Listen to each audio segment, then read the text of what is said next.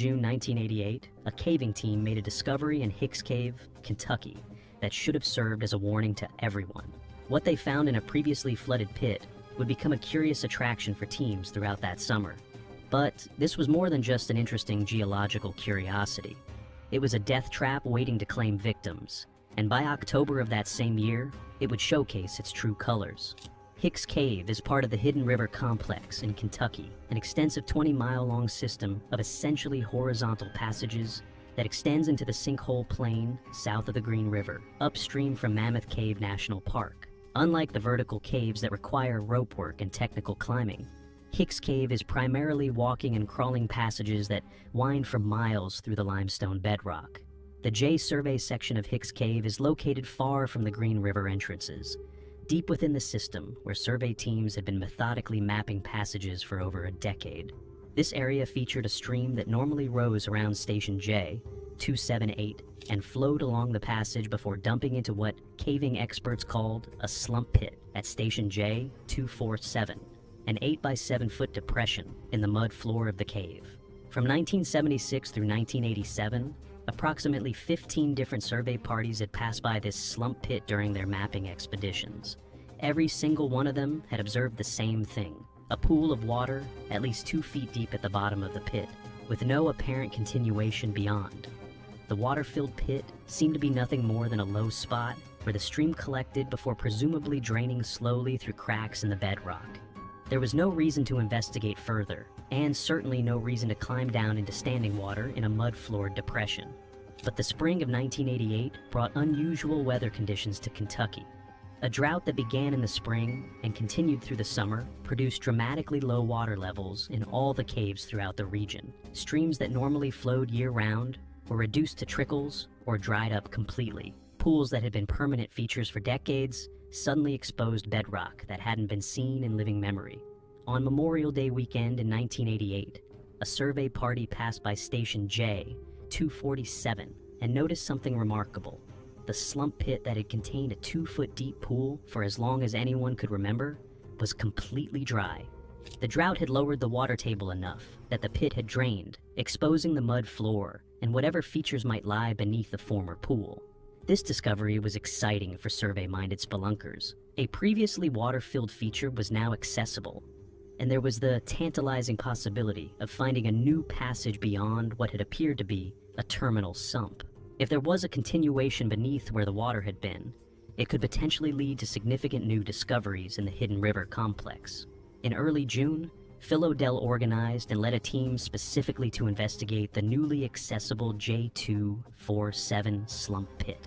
The goal was to determine if there was any passage continuation that had been hidden beneath the water for the past 12 years or more.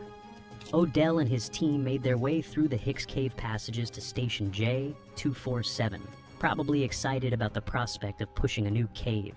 When they reached the slump pit, Odell examined the climb down into the depression. He found it to be relatively easy. The 8-by-7-foot pit wasn't particularly deep or technical, just a matter of carefully lowering yourself down into the mud-floored depression. At the bottom, beneath an overhanging section of flowstone, Odell could see what looked like a promising lead, a passage approximately 3 feet high by 1 to 2 feet wide. This was definitely worth investigating. Odell descended into the slump pit to get a closer look at the potential continuation.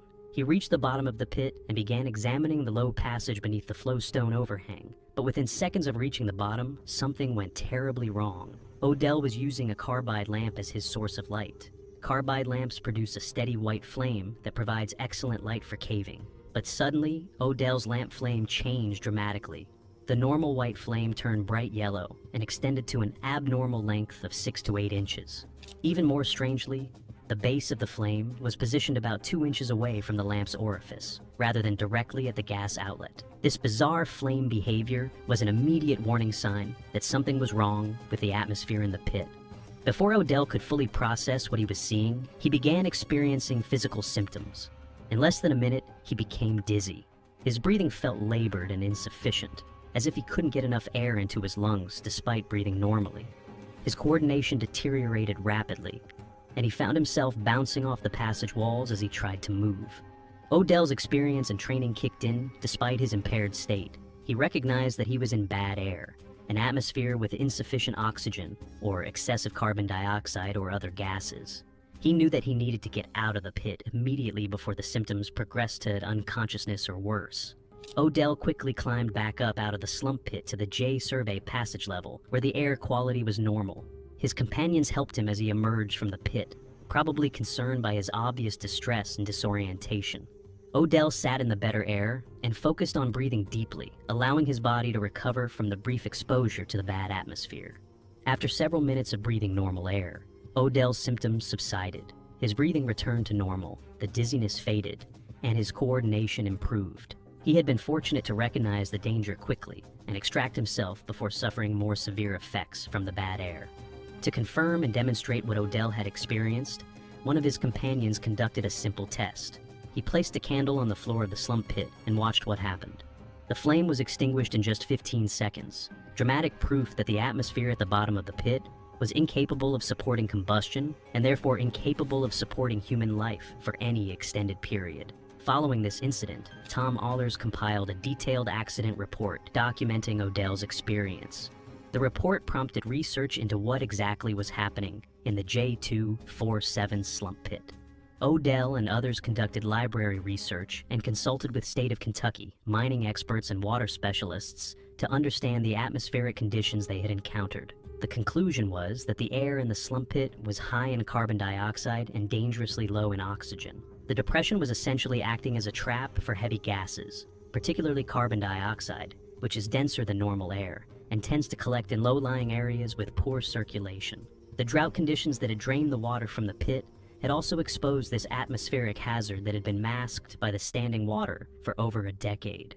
Throughout the summer of 1988, the J247 slump pit became something of an attraction for survey parties working in that section of Hicks Cave.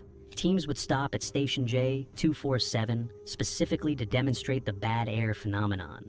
It became an educational stop on survey trips. But what was treated as an interesting curiosity and teaching opportunity during the summer would become the site of nightmare in October. The bad air that had been demonstrated safely from the rim of the pit would reveal its true self. The warning signs were clear, the danger was known and documented, but the J247 slump pit wasn't finished claiming attention from the caving community. On October 8, 1988, 4 caving experts descended into Hicks Cave in Kentucky. 4 months had passed since Phil Odell's discovery of the bad air at Station J247 in Hicks Cave. Throughout the summer of 1988, that slump pit had become a curiosity, a teaching opportunity where survey teams would stop to demonstrate the atmospheric hazards that could exist in cave systems. But summer had turned to fall, and the drought that had drained the pit and exposed the bad air continued. By October, the atmospheric conditions in that section of Hicks Cave had changed in ways that nobody understood or anticipated. At around noon on Saturday, October 8th, the team of 4 gathered at the WAR entrance to Hicks Cave, several miles south of where the cave's underground rivers resurge into the Green River. The group consisted of Tom Allers, who was 40 years old, and was the one who compiled Odell's accident report in the Hicks Cave system. He was along Duke Hopper, 41, who was equally experienced in exploring and surveying this 20-mile-long maze. With them were Larry Peterson, 40, and Barbara Graham, who at 22 was the youngest member of the group. The war entrance required descending an 85-foot, 26-meter vertical drop to reach the horizontal passages below. The 4 rigged their ropes and descended one by one, leaving their vertical gear at the bottom of the entrance pit. They wouldn't need the rope equipment for the rest of the trip, since Hicks Cave was primarily horizontal walking and crawling passages. The entrance was blowing outward as it typically did in cool weather, creating a chimney effect with the lower entrances on the Green River about 150 feet below. The group had a specific mission for this trip. They planned to collect samples of black material from 2 locations in the cave, one at Station O24 and another from the stream bed that connected stations J278 and J247. These samples would be analyzed to determine if the stream at O24 was related to the stream in the J survey section, which would help map the underground hydrology of the Hidden River complex. The 4 spelunkers made their way through the passages toward their first collection site at O24. They collected their samples there and then proceeded approximately 2,000 feet further into the cave toward the J survey section. This route required navigating the climb down of the 40-foot-high J280 dome, a significant vertical obstacle in an otherwise horizontal cave system. They descended carefully and continued toward their second collection site near Station J247. Station J247 was, of course, the location of the slump pit, where Phil Odell had encountered bad air back in June. The pit that had contained a 2-foot-deep pool from 1976 through 1987 was still dry from the ongoing drought. The lead beneath the flowstone overhang at the bottom of the pit remained unexplored, though it was reportedly one of the last potential connections to Hidden River Cave further upstream. Hidden River Cave had an infamous reputation in the Kentucky caving community. It was heavily polluted, contaminated by sewage and industrial waste from the town of Horse Cave City. The cave's atmosphere was often described as vile, and the stream that flowed through it carried pollution that eventually discharged into springs in the Green River. There was speculation that the underground water systems were connected, and apparently the lead at the bottom of the J247 slump pit smelled similar to Hidden River Cave. As the four approached Station J247, they stopped approximately 5 to 10 feet short of the slump pit to prepare their sample collection equipment. This positioning was deliberate and cautious, given the known bad air hazard in the pit. They began removing their packs and organizing their gear for the sampling work. Peterson removed his helmet with its attached carbide lamp and set down his pack. Graham also removed her pack. Hopper set aside his ammo box camera case and took off his pack as well. Auchlers removed his right glove. As they were organizing their equipment, someone noticed a smell in the passage, a subtle odor that wasn't petroleum-based and wasn't the distinctive smell of ethyl mercaptan that's added to natural gas. It was described as somewhat like extra-strong mold, an unusual scent that none of them could quite identify. Hopper and Auchlers were positioned nearest to the slump pit, with Peterson and Graham standing about 4 to 5 feet further back up the passage. The group was ready to collect their water sample from the stream that flowed past the pit. Duke Hopper moved toward the slump pit, carrying a sample bottle. His carbide lamp was burning normally, producing the steady white flame. He approached cautiously, aware of the bad air hazard that had been documented 4 months earlier. When he was approximately 2 to 3 feet from the rim of the pit, something extraordinary and terrifying happened. A bright blue fireball suddenly appeared near the ceiling of the passage, directly in front of Hopper's carbide lamp. The fireball was about 2 feet in diameter, hovering in the air like some kind of supernatural phenomenon. Hopper's immediate reaction was confusion. He thought his carbide lamp base had somehow split open or malfunctioned. But 2 seconds later, before anyone could process what they were seeing or react to the fireball, the entire area over the slump pit exploded with a tremendous whoosh. The explosion was instantaneous and overwhelming, filling the passage with flames that seemed to materialize from the very air itself. Tom Allers suddenly found himself surrounded by wisps of blue flame dancing in the air around him. Both Auchlers and Hopper dove backward instinctively, hitting the cave floor hard as the explosion erupted. The blue light from the flames became the sole source of illumination in the passage. All 4 carbide lamps had been blown out by the force of the explosion. Barbara Graham and Larry Peterson, standing 4 to 5 feet back from Hopper and Auchlers, were outside the immediate blast zone of flames, but were so alarmed by what they were witnessing that their survival instincts took over immediately. Without conscious thought, both of them turned and began crawling frantically back up the passage, desperate to put distance between themselves and the inferno that had erupted at the slump pit. Hopper and Auchlers were engulfed in the flames. They had no idea where to go. The fire kept burning, refusing to die down. It felt like standing in front of a dragon's mouth, a non-stop flamethrower pouring heat at them. Relying only on muscle memory, Hopper and Auchlers started moving away from the pit blindly. They reached a point where they could finally see each other, but the heat was so extreme that it could take their lives at any moment. They had to act, and they had to act now. Both men realized they were now beneath the flames, pressed against the cave floor where they could still breathe relatively good air. The fire was above them, feeding on gases that were lighter than air, or mixed with the normal atmosphere at ceiling height. But they couldn't stay where they were. The passage was being filled with the rumble of fire. They had to crawl for their lives. Hopper and Auchlers began crawling back up the passage, keeping their noses pressed to the cave floor where the air was still breathable.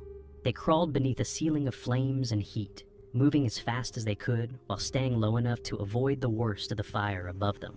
The first 40 feet of their escape was accomplished in this terrifying position, crawling on their bellies with blue flames dancing overhead. Imagine, 40 feet, more than 12 meters. Larry Peterson looked back from where he and Graham had retreated and saw an image that would be burned into his memory forever. Two silhouettes crawling through a wall of flame, their forms barely visible through the fire and heat. He felt a blast of intense heat wash over him, even from where he was positioned, and he continued moving away from the inferno. After crawling 40 to 50 feet from the slump pit, Hopper and Ohlers paused and looked back at what they had escaped from. The flames weren't following them up the passage, but back at J247, the scene was apocalyptic.